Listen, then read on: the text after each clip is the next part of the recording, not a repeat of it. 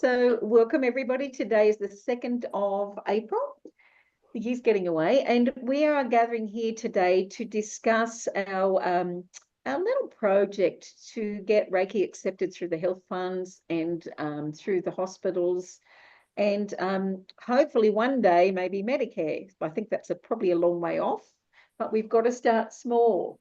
So first, I would just like to just introduce each person. We could all introduce ourselves very quickly. I'm Carol Macrae. I'm the current chair for Reiki Australia, at least till October.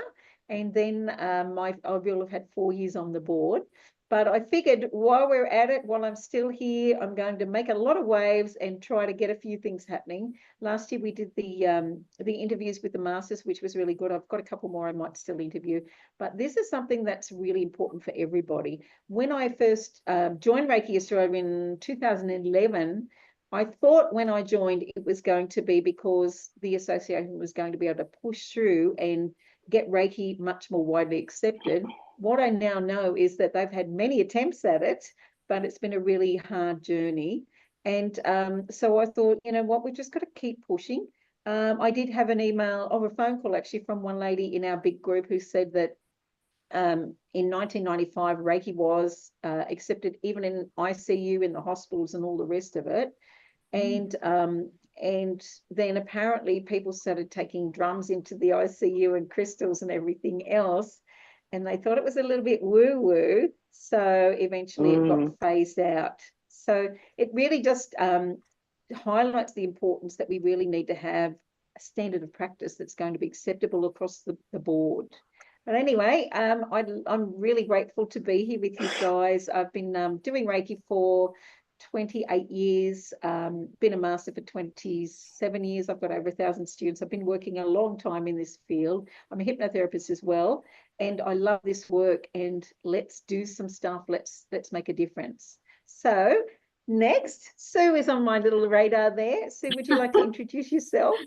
Pick on me. Hi, my name is Sue. I'm also on the board of Reiki Australia. I have worked with Reiki Australia in the past as an assessor for some of the modules for the course, and I've done a few other things along the way, but for the most part I'm on the board at the moment. I run my own business. I'm a Reiki master teacher and a sound therapist. I'm a life coach. I've got a few things under my belt: meditation instructor and Qigong instructor and a few other things, but I focus on the Reiki as my main things in my life coaching, the empowerment coaching. Yeah, I think Carol's right that there was a push for Reiki, and it was fine for a while until all these things happened and people started bringing that everybody's got to change things. And when they do that, they change it to suit their methods, but it's taking away from what simply Reiki is. So what I think we're going to try and look at is getting back to simply Reiki and just the Reiki and nothing else, not the added bonuses of drums and sound therapy and things like that, just that. And there's a lot of other things that I want to discuss today that have come up that while I've been chatting to other people. So right. I'll bring that forward when we start talking, but I'm grateful to be here. I'm grateful to be a part of this movement, and hopefully we can make change. So excellent. Can I pick the next one, Liz? Hi everyone, I'm Liz Walsh, and I'm the Operations and Project Manager at Reiki Australia. And memberships and training. She's just got so many different belts, so many different hats on her. It's sort of just transformed. And I've been working with Reiki Australia since for a couple of years now, and Sam Avery actually was my teacher. So hi, Sam. I don't recognise that name. Yeah, so I'm excited about doing this and working on this project with Carol and the rest of the directors, and I'm here to guide and sort of bring my project management experience in. So happy to be here. Excellent. So who would like to speak next? Cynthia, you've got your mic off. Yeah, good. Would you like to introduce yourself? I'm Cynthia. I'm from Byron Bay, and Sam was my teacher also. Oh, there you go. How interesting. did my master with Sam. I've been practicing for 5 years, loving it. It's been really interesting, and I focus a lot on Reiki. I've been doing holistic empowerment coaching, but I focus on the Reiki, and my background is nursing, and I'll always come back to I'd love to see Reiki in hospital. Yeah, I was a nurse too. In hospital, in clinics, I just feel like it will be so beneficial for patient, just for so many things. So I'm really excited for what you guys are bringing, and yeah, I'm just here to listen, to be here to help if I can help with anything. But yeah, so really Fabulous. really happy to connect with you all, and nice to see you again, Sam. So good to see you. Isn't that awesome that you're all here? Yes. Yeah. Virtual hug time, family reunion. It's amazing, isn't it? Yeah. So Sam, tell us about you. Yeah, so I'm Sam Samantha Avery. I have a Reiki school in Neutral Bay, Sydney. Taught these beautiful ladies, Cynthia and Liz. And so I've been practicing since 2006, teaching since 2010. Very passionate about seeing Reiki in the medical profession. So I had a privilege a few years ago to interview the top oncologist in New York for Reiki Race Summit, and Dr. Sheldon, which I always forget his name, well, little tongue twister, but he was remarkable, and he has Reiki masters who are trained to be in the medical field under Raven Keys, the late Raven Keys, so they have practitioners in the operating theatre with him, and the things that he says about the recovery rates, the reduction in opioids, reduction in anesthetics. So all of that, I'm very, very passionate about seeing more of that in Australia. So whatever I can do to help, we've got a beautiful community in Sydney who are sort of in Greater Sydney, and love to get behind you wherever we can. That's awesome. That's fantastic. So I think we've got some good people here, haven't we, guys? And we've got a few more in our group, in our messenger group too, that have done lots of different things and have other connections. And I think a couple of others on the board have got connections too. I know Lainey said that she was friends on Facebook with Sonia Cedro, who is a Reiki researcher. We've got quite a few of the research things that she's given us before on our website on a Reiki research page, but we do need more. And Lainey also said that she'd been in touch with somebody in the States who was instrumental in getting Reiki into the hospitals over there.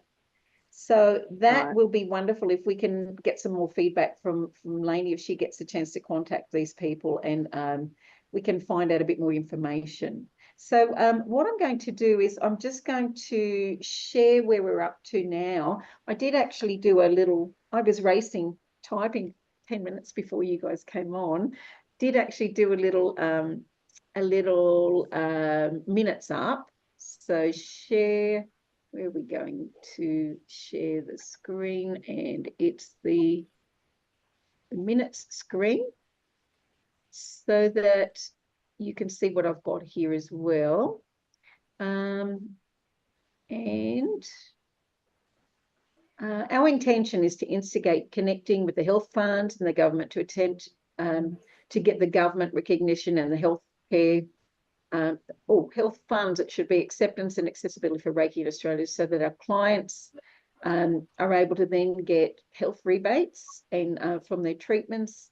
And we're also aiming for Reiki to be an option in the hospitals as a therapeutic support. And I wrote that word because one of the other board members, Deborah, said that, and she's a psychologist too, but she said for them to get things passed, we've got to use the right language, and therapeutic support was the right language.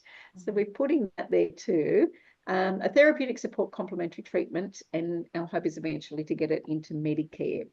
So Liz and I, Liz is the project manager, so she said she'll help me with this as well. And our proposal, contacting the other associations, which I'll show you where we've gone from that. There's only really three. There was the Reiki Australia, the Reiki Association of Western Australia. There's the ARC, the Australian Reiki Connection, and then Reiki Alliance, which I reached out to as well.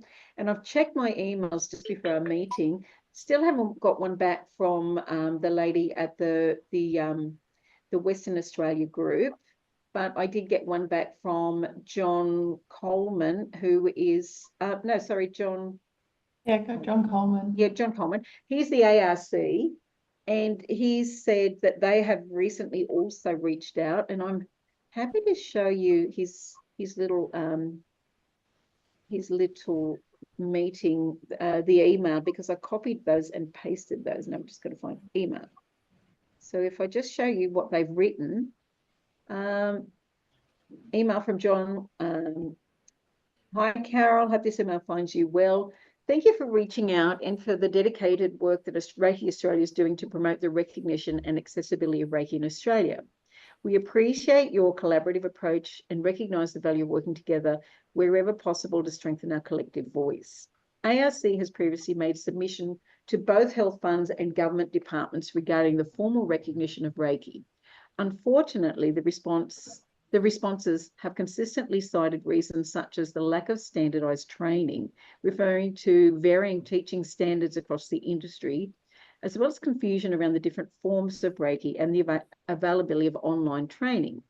These factors have been presented as challenges to establish a recognised framework for Reiki within mainstream health systems. However, while these responses have been discouraging, we recognise the importance of continued efforts to advocate for Reiki's place in the broader healthcare landscape, and ARC has continued to make renewed approaches at various times.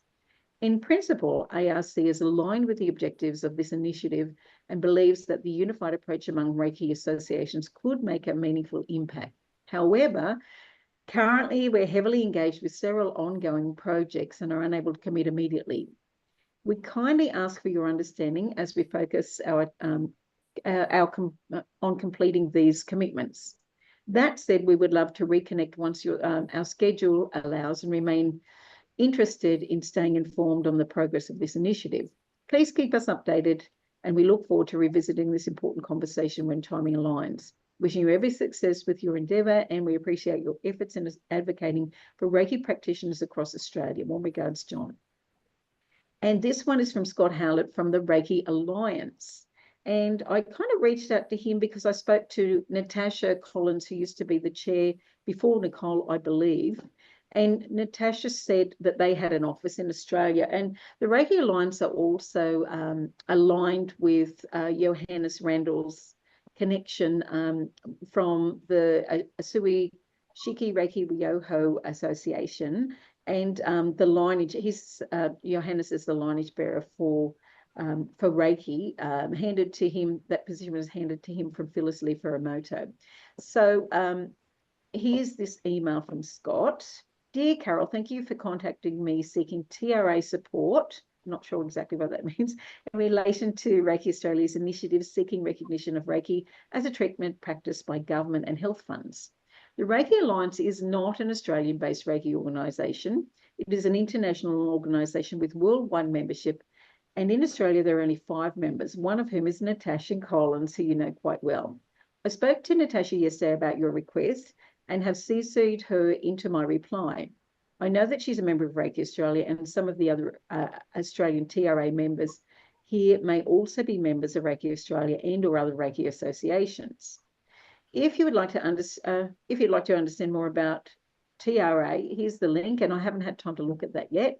Given an overview of the mission of the organisation and who we are, our organisation.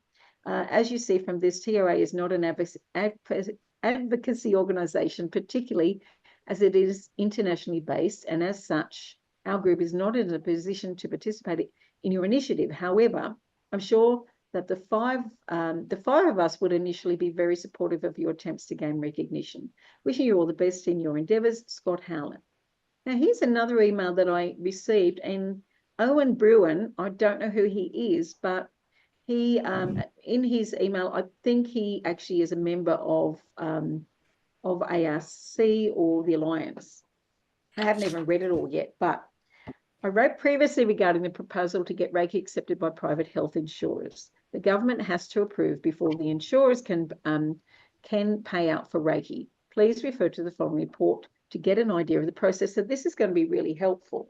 Reiki Australia and other associations should be now asking the government about how they intend to ensure the quality of those therapies not approved, for example, yoga services, etc., competency, insurance, first aid, compliance with national code, etc., and class size, as large classes increase the risk of physical and psychological injury. I've used yoga as an example, as there are huge numbers of yoga classes, and being an ergonomist, I've repeatedly seen clients who, from what they tell me, have attended brilliant yoga classes through to injury, inevitable yoga classes with the factor mentioned, competency, insurance, first aid, compliance, involvement in the outcome. There are two problems for Reiki. How does government know it works? Mostly they have no experience of Reiki and it seems a bit out there. So luckily we've got all the research too. How does government know service providers will deliver service of quality? They worry about things like alternative therapists and spending taxpayers' money on ineffective or inefficient or ineffective services of a worthwhile modality. The two solutions: identifying an evidence base for Reiki. No, I practice it myself and so know the personal benefits, and for those of my clients. The government will only accept a similar protocol to that outlined, about which means an NHMRC committee that is set up after referral from the appropriate arm of the government. Any Reiki database of published scientific peer review evidence should be provided to the NHMRC after the minister has referred Reiki to it. In other words, to make sure they don't miss any of the pools of evidence out there already assembled. Identifying which Reiki practitioner services should be accepted by the health insurers when the evidence-based hurdle is passed. The problem being that some people call what they do Reiki when they do not meet the necessary qualifications, training, and experience. This is happening now, and there would be an added incentive if Reiki could be claimed on health insurance. In fact, a campaign by Reiki associations to help consumers identify ARC and RA providers would help everyone and drive membership upwards, as those who are qualified, etc., but have not joined would be encouraged to join. A fair but sufficient bar would also stop service provision by those who for one reason or another are unsuitable. For example, lack of competency, lack insurance, lack first aid, lack compliance. If the Reiki associations, ideally plus Therapeutic Touch Association, we might contact them too, can get together and provide a black and white criteria that guarantees the quality of services by individuals, this would help a lot. Initial and annual membership reviews by associations will help guarantee quality as far as reasonable, practicable by citing competency, certification, citing insurance policy, citing first aid training and compliance with the National Code of Conduct, and as rewritten in state law. This will help them give government confidence in making recommendations to initially, I think, support delivery of Reiki services by highly qualified Reiki and Touch for Health or Therapeutic Touch Associations via reimbursement by health claims. So that all sounds pretty interesting, doesn't it? That's pretty good. But can I just ask, I'm not sure if, did I just change that over and did that go now so that you can see accreditation standards? Does that just come up or not? No. Okay, so. Still on that email. Okay, accreditation standards. So we have actually got something here. Can I just ask if Cynthia and Sam, are you guys members of Reiki Australia? Australian, sorry. Yeah, sorry. I actually just joined it. So great. Okay, cool. Yeah. So that's really good because I've just went through and found this stuff, accreditation standards, courses and practitioner requirements that align with professional healthcare frameworks in Australia. So we have this already set up.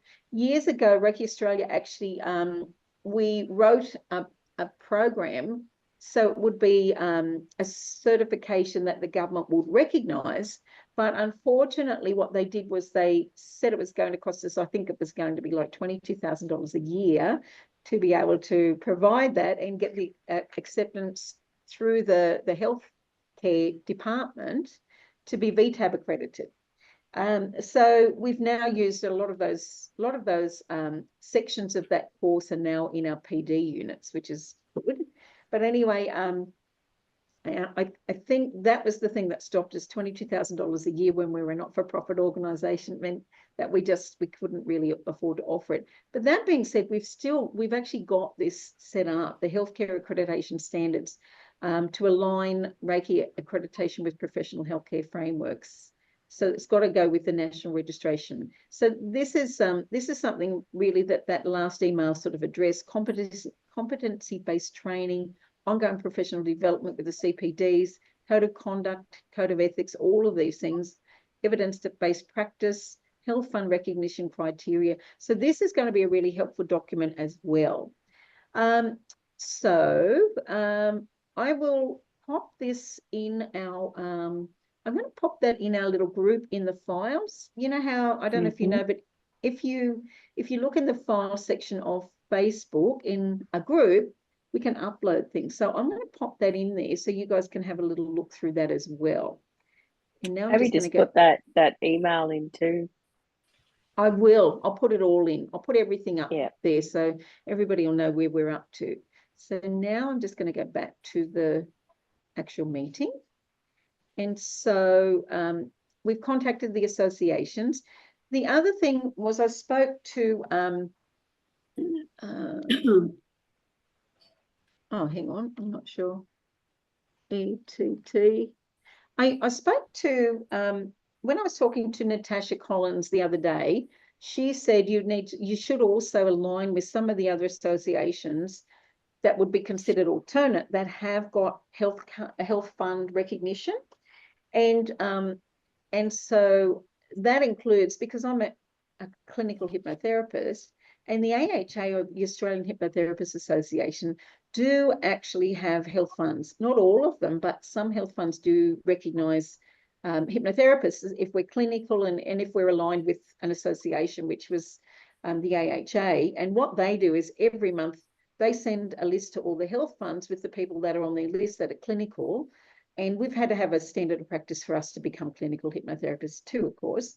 And so it means that my clients, if they're in a health fund that covers it, they can get it reimbursed, you know, they can get a healthcare rebate.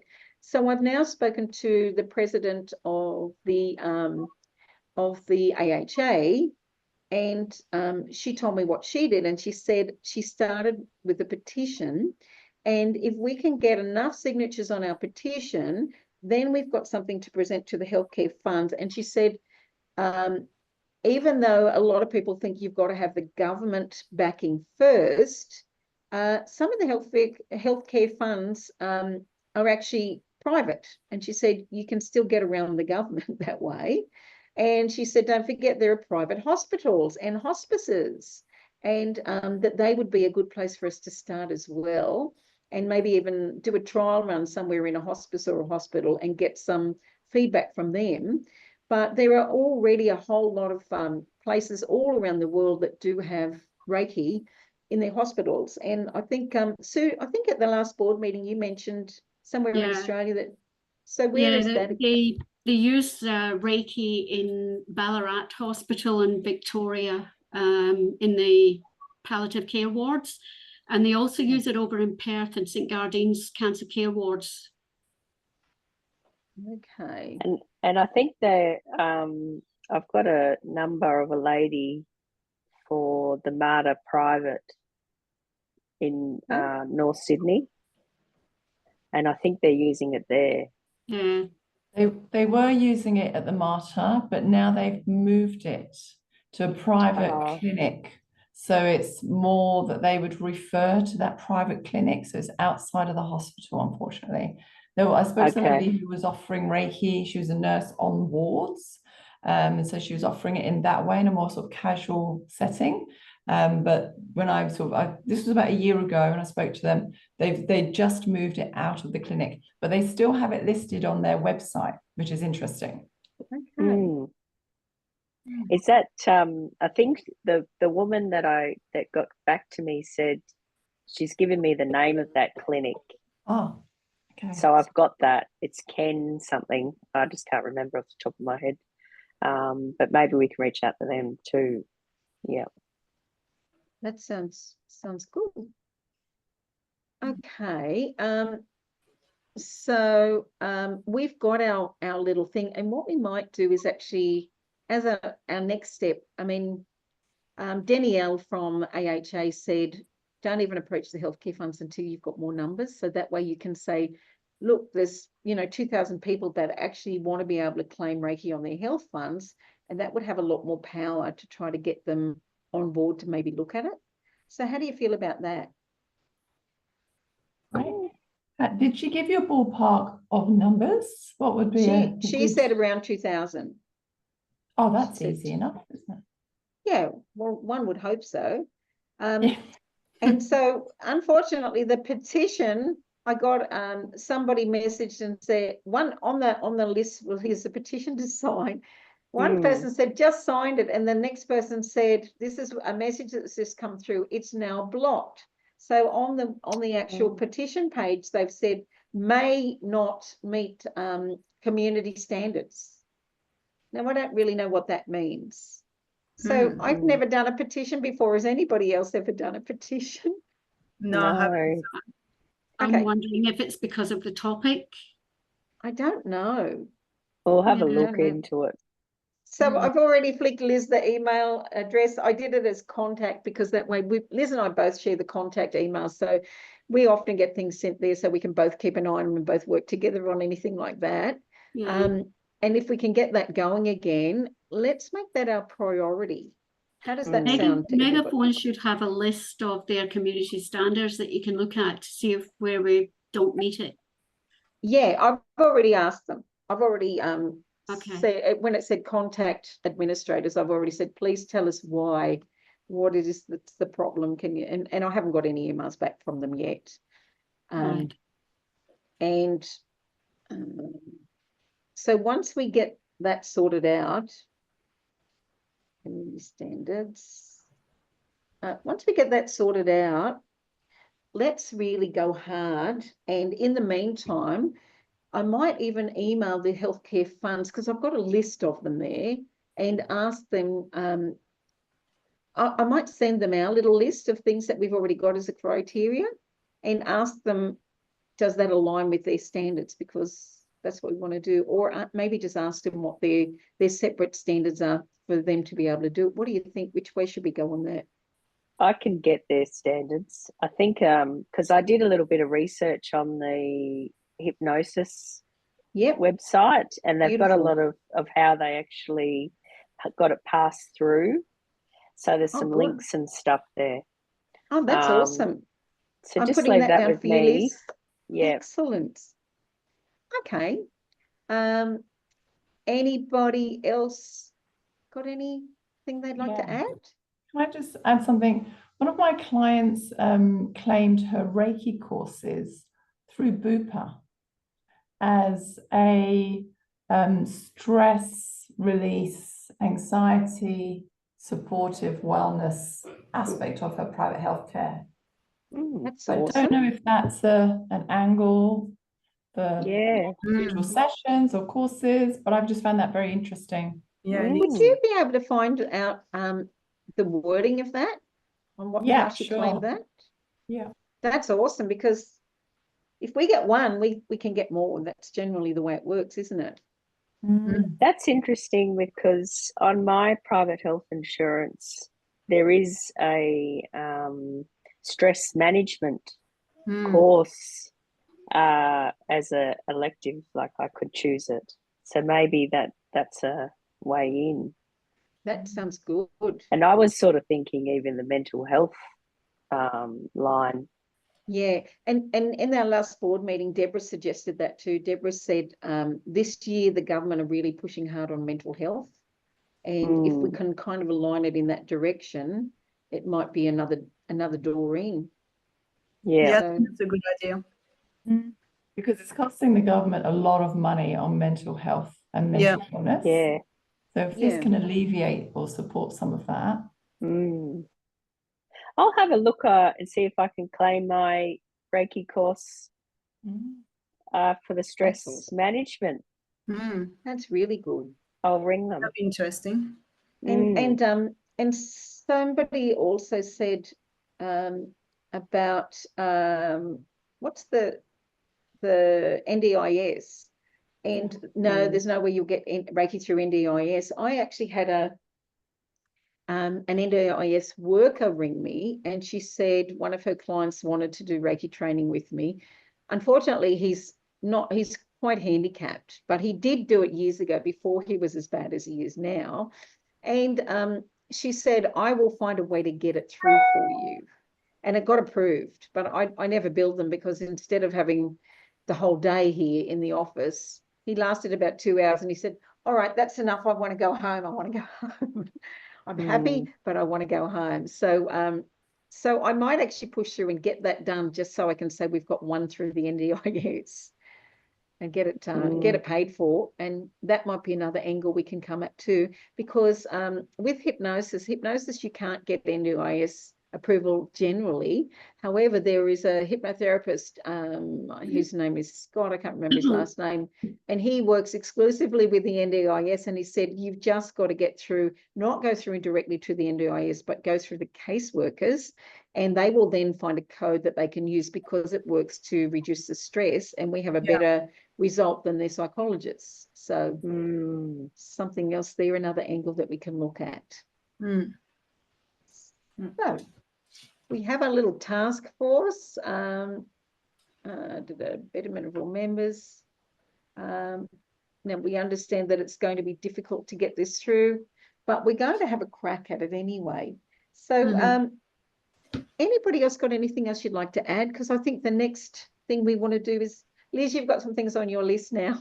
So if you want to look up the petition, and then maybe connect with the health departments, or the health associations. I think if we get the eligibility down pat, exactly what we need.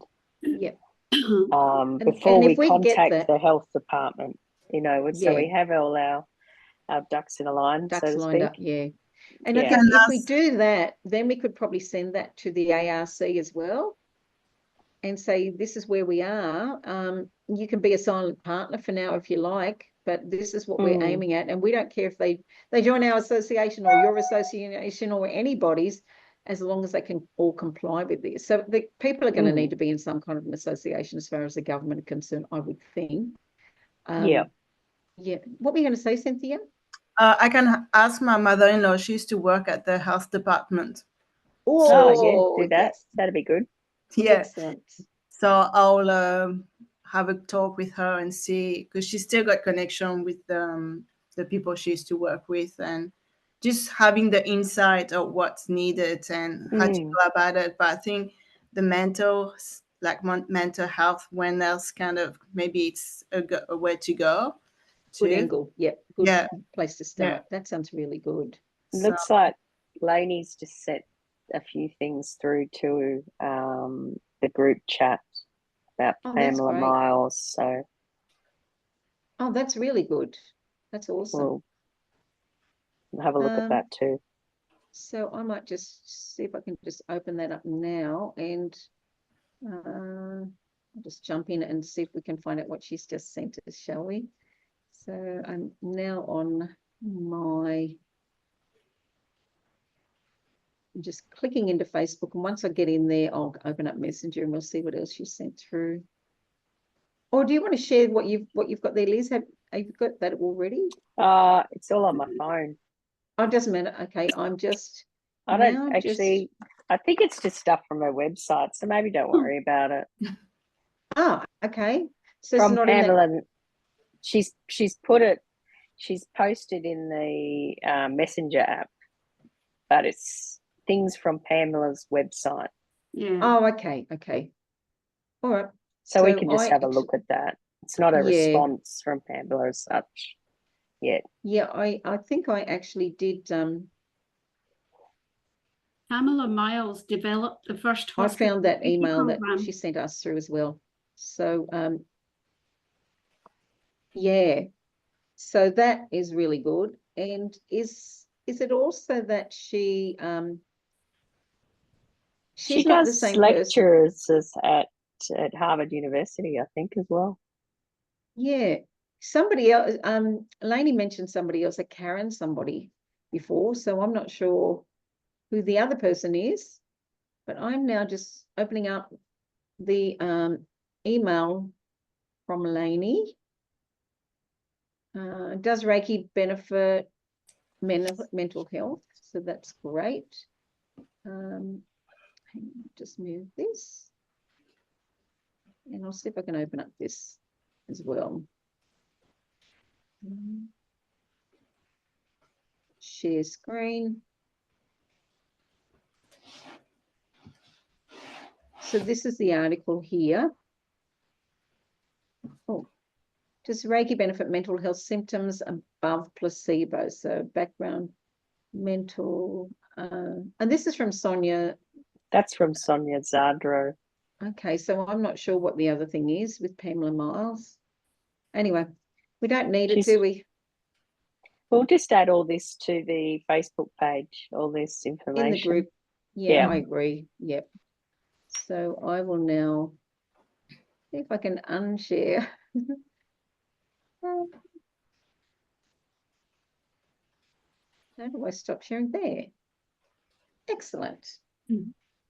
And so I think we've got a good start anyway, ladies. Are you guys happy with today? If we at least know where we're all at. And as I said, this little recording, we can just pop that in our Facebook group as well. And that way everybody will know where we're up to. So if there's anybody else out there in Facebook land who has more material to share, don't forget you can upload files into the files section. You can also email Liz or I at contact@reikiaustralia.com.au, and we will compile all this information together, maybe in a little folder online somewhere that we might have to share, Liz, and we might share all that information with everybody in our group as well. Anybody else have any other input or anything else we need to talk about? Is it worthwhile talking to the International Reiki Organisation? They do have a lot of Australian members, and they also have members in other countries who may have gone through this already. Is this the alliance that we're talking about that we already the spoke to? International Reiki Organisation, it's called. Okay. All right. You're a member of their thing, aren't you? Yeah, could you possibly reach out to them, Sue? Do you want to, or do you want me to? I can do that. I can do that. Yeah, that would be really good. And I was wondering, you know, I forgot her name, but she wrote a book, you know, in New York about medical Reiki. I think this might be who Lainey was talking about. I think she said her name was Karen somebody. Yeah, she passed away last year, I think. So she's not doing her. Is that Raven Keys? What was her name? Raven Keys. Yes. Yeah. Okay, so I still don't know who this other person is. Lainey was talking about who she said got Reiki into the hospitals in New York or somewhere. But okay, so and what I was thinking is like, what if there is a group like that we could start or get practitioner to do a course, so then it's more related to hospitals and then have like a path to go into hospital and then the practice of being in hospitals and with patients and care. And I'm actually on a Facebook group called Medical Reiki. Yeah. So, Okay. Yeah. So there is already a Facebook group for that. In Australia. I think it might be. I think it's international, but I'll have another look. Yeah. Because she passed away last year, so I don't know her training. Sam will probably know because she kind of told me about it. So yeah, so maybe something to look into it as well. If someone else will keep doing that training or do that training in Australia, I'm not sure. I think that sounds good, but I think we'd probably do that a little bit further down the line because I think the priorities right now are finding out what the standards are and getting that petition up and running and and finding out what some of the other people have done to get it in. And then once we find out what the standards are, then if we need to do additional stuff to get people into hospitals, that's the next step, I guess. Okay, sounds good. Yeah. Does that sound right to everybody? Are we all happy with that? Yep. Yeah. Excellent. Yep. So I think if we don't have any more, we could probably call our meeting quits and maybe meet Thanks, up again Carol. in another month or so, and just all keep in touch in the group for starters, so everybody knows Yep. what we're up to. Yeah. Sounds good. Okay. Awesome. Thank you, everybody, for coming you. along. And Thank thank you for you. your input, and hopefully we'll have a few more in our next meeting, a few more people that are interested in finding out what's happening, or people that are able to reach out because they've got separate little connections to people all around the country that might be able to be a bit more beneficial for all of us. So have a wonderful day, everyone, and too. Thanks, let us all Carol. work together. Thank you. Together we can make a difference. We'll just Yes. take off the recording now.